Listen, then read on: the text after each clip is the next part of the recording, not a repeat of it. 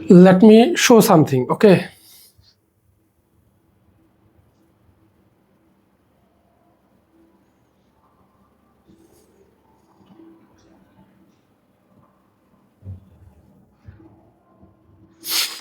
আমি সিরিয়াসলি আর নিতে পারছি না।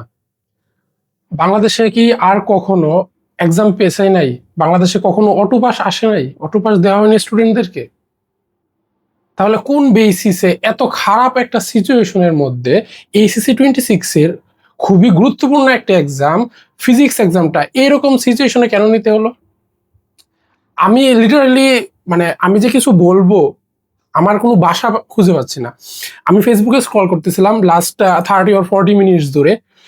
প্রত্যেকটা স্ক্রলে যে ভিডিওগুলা ছবিগুলা সামনে আসতেছিল সত্যি নিতে পারার মতো না, নিতে পারার মতোই না আসলে। বাংলাদেশ এডুকেশন সিস্টেমে কি কখনোই অটো পাস হয় নাই?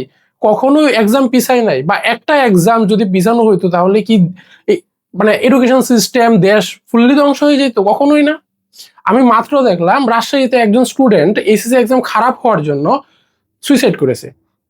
এটার দায়ভার কে নিবে? এডুকেশন সিস্টেম নিবে দায়ভার এর?